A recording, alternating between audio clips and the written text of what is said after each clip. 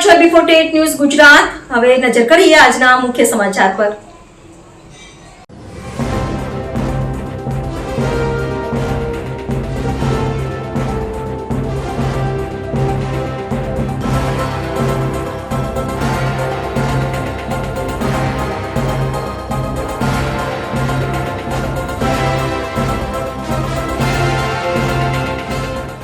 ભારત સરકાર દ્વારા પ્રધાનમંત્રી નરેન્દ્ર મોદીની અધ્યક્ષતામાં કેન્દ્રીય મંત્રી મંડળ દ્વારા હમણાં જ મંજૂર કરવામાં આવેલી રોજગાર સંલગ્ન પ્રોત્સાહન યોજના હેઠળ EPFO કાર્યાલય સુરત તેના કાર્યક્ષેત્રમાં આવતા સુરત, તાપી અને નવસારી જિલ્લાઓના તમામ નોકરદારો પાસેથી આ મહત્વાકાંક્ષી યોજનામાં સક્રિય અને અસરકારક ભાગીદારી માટેની અપીલ કરી છે।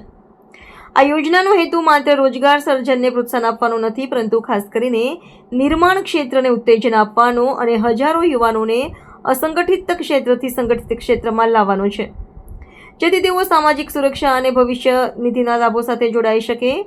આ યોજના કેન્દ્રીય શ્રમ અને રોજગાર મંત્રી માનનીય મનસુખ માંડવિયાના માર્ગદર્શન અને સરકારની વ્યાપક આર્થિક વ્યૂહરચના હેઠળ લાગુ કરવામાં આવી છે। આ દ્વારા પહેલીવાર નોકરી મેળવતા કર્મચારીઓને ₹15,000 સુધીની પ્રોત્સાહન રકમ 2 કિસ્તોમાં આપવામાં આવશે તથા નોકરદારોને દરેક નવા કર્મચારી માટે ₹1,000 થી 3,000 સુધીની मासिक आर्थिक प्रोत्साहन रकम મળશે। इस बारे में बताना चाहूँगा कि हमारे प्रधानमंत्री श्री नरेंद्र मोदी जी की अध्यक्षता में केंद्रीय मंत्रिमंडल ने हाल ही में employees linked incentive scheme ELI scheme जिसे हमने नाम दिया है वो निकाली है, जिसका कि मेन जो फोकस एरिया है कि रोजगार, नए रोजगार जनरेट किए जाएं, लोगों को सोशल सिक्योरिटी कवर दिया जाए। तो ये जो स्कीम है इसका लगभग आउटले जो केंद्र सरकार ने रखा है वो लगभग 1 लाख करोड़ रुपए का है, जिसमें कि फोकस है कि इसको 2 भागों में बांटा गया है, पार्ट ए और पार्ट बी। तो मेन फोकस है कि इसमें हमें फॉर्मल सेक्टर में रोजगार जनरेट करने हैं, लोगों को नए रोजगार देने हैं। तो जो भी इसमें फर्स्ट टाइमर है, जो पार्ट ए है वो बेसिकली फर्स्ट टाइमर के लिए जो पहली बार रोजगार में आएंगे, उनके लिए सरकार ने योजना रखी है कि जैसे ही वो रोजगार ज्वाइन करेंगे तो उनको 1 माह का वेतन जो कि 15,000 रुपये है वो ज्वाइन करने पे उनको एज ए प्रोत्साहन के रूप में मिलेगा। तो जैसे ही अगर वो 1 साल कंटिन्यू करते हैं तो उनको 2 किस्तों में इस पैसे को उनके DBT के प्रोसेस के द्वारा उनके खाते में दिया जाएगा। पहले 6 महीने में उनको 7500 रुपये होंगे और अगले 6 महीने में उनको फिर वापस 7500 रुपये उनके खाते में जमा कराए जाएंगे। साथ में इसमें एक फाइनेंशियल लिटरेसी प्रोग्राम भी रखा गया है कि जैसे ही वो फाइनेंशियल लिटरेसी प्रोग्राम करेंगे तो वो इस चीज के लिए एलिजिबल हो जाएंगे। तो ये पार्ट ए इस स्कीम का रखा गया है। पार्ट बी जो स्कीम है वो मूल रूप से एम्प्लॉयर या नियोक्ता है उनके लिए रखा गया है। तो चूंकि मेन फोकस इसका है कि जो इनफॉर्मल सेक्टर में लोग काम कर रहे हैं उनको कैसे फॉर्मल सेक्टर में रोजगार जनरेट किया जाए।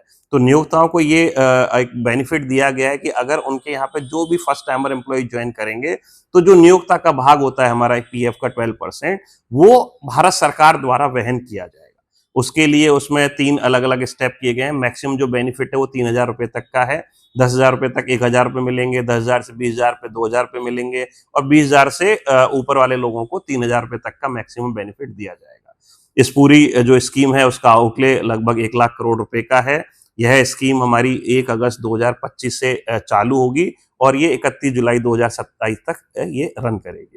तो हमारा चूंकि क्षेत्रीय कार्यालय सूरत के अंतर्गत 3 जिले आते हैं, सूरत, तापी और नवसारी। तो मेरा सभी जो एम्प्लॉयर हैं उनसे निवेदन है, आग्रह है कि वो इस योजना का लाभ उठाएं और जो नए रोजगार जनरेट कर सकते हैं अपने यहाँ पे लोगों को वो मोटिवेट करें कि वो फॉर्मल सेक्टर में आए और उनको नया रोजगार देके भारत सरकार का जो टारगेट है कि अगले 2 साल में हम कम से कम 3.5 करोड़ नए रोजगार जनरेट करें, उस भागीदारी में अपनी भागीदारी सुनिश्चित करें।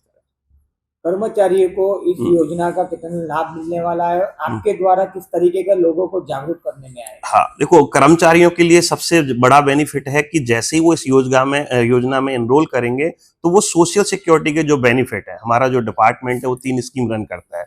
PF का बेनिफिट देता है, पेंशन योजना का बेनिफिट देता है, EDLI हमारी एक इंश्योरेंस स्कीम है जिसमें कि कोई किसी की जान हानि हो जाती है तो उसमें 7.5 लाख रुपए तक का इंश्योरेंस कवर होता है।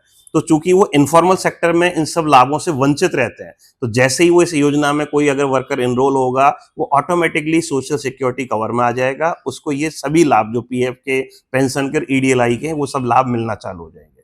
और उसको चूंकि एक एडिशनल बेनिफिट भी मिल रहा है कि उसको 1 महीने का 15,000 रुपए का प्रोत्साहन भी सरकार द्वारा दिया जा रहा है, तो डेफिनेटली बहुत लुक्रेटिव स्कीम है और सभी एम्प्लॉयर को अपने जो एम्प्लॉइज हैं नए भर्ती जो कर रहे हैं उनको इसको एक्सटेंड करना चाहिए। जी सर, आवेदन की प्रक्रिया क्या रहेगी इसमें? इसमें आवेदन की कोई ऐसी खास प्रक्रिया नहीं है। जो भी नए कर्मचारी भर्ती होते हैं उनको एक यूएन नंबर जनरेट किया जाता है।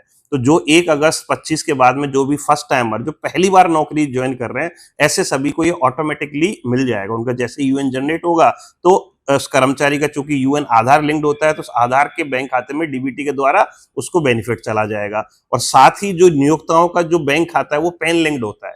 तो नियोक्ताओं को जो पोर्शन है 12% का जो 3,000 रुपए तक का लाभ है वो उनके बैंक खाते में सरकार द्वारा डायरेक्टली दे देगी। जी सर, अभी भी छोटी छोटी कंपनियां हैं जो पीएफ से उनको जानकारी नहीं है, तो उन लोगों को अपने को जोड़ना हो तो किस तरीके की उसकी प्रक्रिया रहेगी? हाँ, चूंकि देखो पीएफ ईपीएफ जो एक्ट है उसके हिसाब से जो रूल है वो ये है कि जैसे ही 20 कर्मचारी आपके होते हैं तो आपको मैंडेटली पीएफ के कवर में आना होता है। पीएफ में आपको रजिस्ट्रेशन कराना मैंडेटरी है।